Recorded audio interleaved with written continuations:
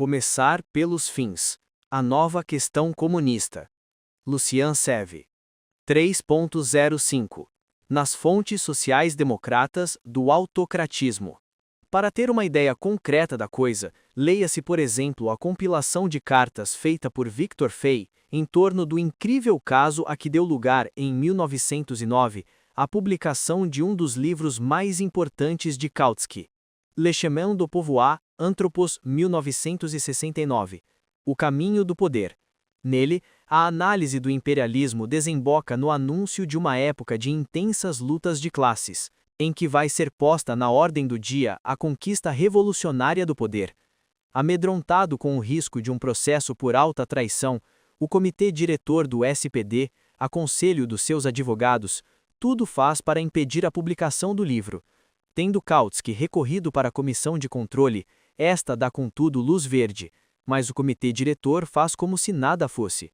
Daí uma série de desonrosas negociações em que Kautsky claramente percebe a esclerose burocrática que campeia no partido, o nível de pensamento político de uma debilidade assustadora que reina no comitê diretor, o mais puro arbítrio com que este quer ser obedecido em inteira autocracia, é a palavra de Kautsky. Ainda mais indignada do que ele, Clara Zetkin escreve: aquilo de que se trata neste caso escandaloso já não é de modo algum da brochura de Kautsky, é de um sistema que corrompe completamente os homens que o praticam e que, pior ainda, corromperia todo o partido se não se desse à direção o corretivo que merece.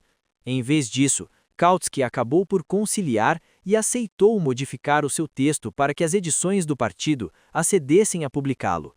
Clara Zetkin estigmatiza em termos ferozes esta capitulação.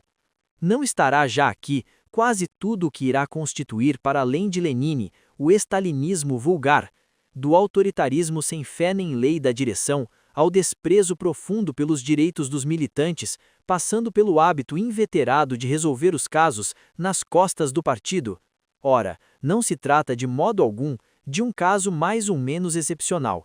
O caso Kautsky de 1909 repete traço por traço o caso da crítica do programa de Gotha, em 1891. Confere Edições Sociais 1981, páginas 76 e ss. Que Engels conduziu com um vigor bem diferente. Tendo ficado inédito em 1875, este texto político capital de Marx ainda deve, em inícios de 1891, fazer frente à censura da Neue Zeit, censura que Engels vê sarcasticamente como uma inesperada variante da lei antissocialista de Bismarck, concebida e aplicada pelos próprios funcionários do Partido Social Democrata. Denunciando com veemência a constante tendência dos pontífices socialistas a tudo quererem regular pela força, e nomeadamente a atitude de Liebknecht, que tudo fez para impedir a impressão, Engels exige que os chefes do partido sejam enfim devidamente chamados a prestar contas no interior do seu partido.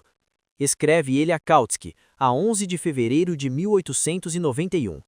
É bem preciso que as pessoas deixem por fim de usar eternamente luvas com os funcionários do partido, seus servidores, e de continuar submetidas a eles como a burocratas infalíveis, em vez de adotar uma atitude crítica. Tradução do autor. Um conselho que Kautsky não teve a coragem de seguir até o fim em 1909.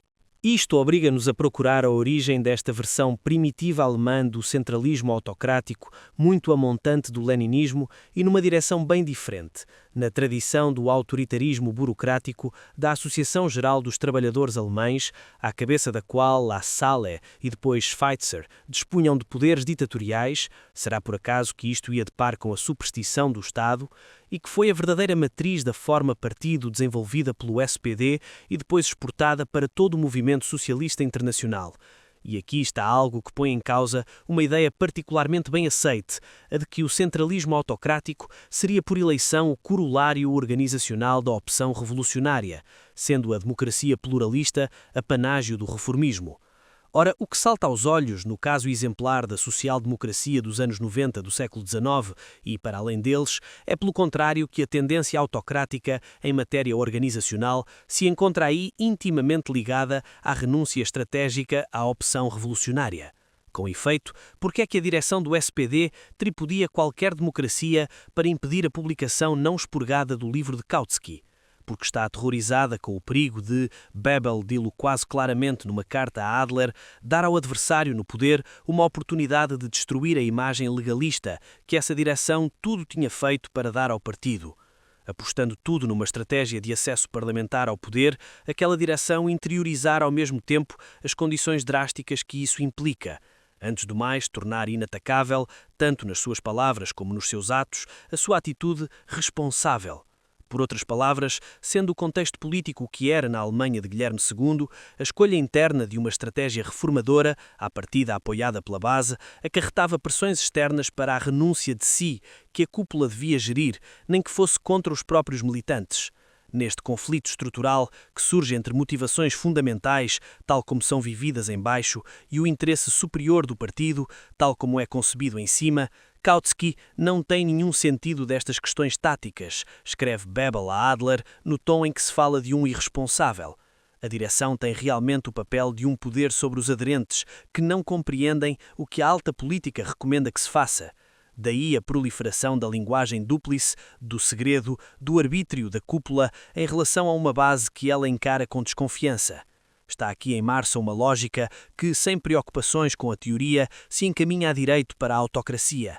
A questão que nos ocupa está toda nesta conexão interna entre formas organizacionais e conteúdos políticos.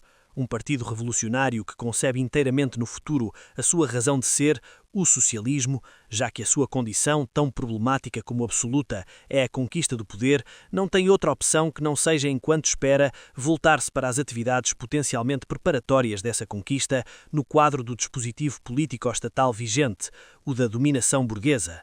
Entrar nas batalhas políticas e eleitorais, nelas ganhar posições e geri-las, fazer alianças circunstanciais, dar-se por palavras e atos uma imagem credível de eventual partido de governo, tudo isto lhe permite exprimir de forma indireta a sua identidade, mas com a necessidade de passar por muitas das formas e das lógicas dominantes, as de uma política organizada no modo burguês, sob alta vigilância e numa esfera separada, com as suas manipulações estatais e o seu campo falseado, os seus atores profissionais e os seus discursos de conveniência, as suas práticas sem escrúpulos e os seus cidadãos sem poder.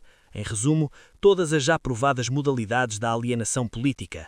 Ora, a partir do momento em que se aceita uma decisiva clivagem entre o adiar para as calendas os objetivos socialistas e a inserção imediata nas estruturas existentes, a atividade do Partido Revolucionário começa irresistivelmente a interiorizar as formas da política alienada como outras tantas exigências antinómicas de um combate emancipador, mas que a cúpula, assumindo a sua escolha estratégica, se sente obrigada a impor à sua própria base. E o centralismo autocrático não é mais do que esta interiorização. Monopolização por uma direção sem controlo do poder de decidir, desapossação generalizado dos aderentes, desavergonhadamente manipulados, peso de uma burocracia permanente, inflação de falsas aparências e de discursos de circunstância, tudo isto em nome do superior interesse do partido.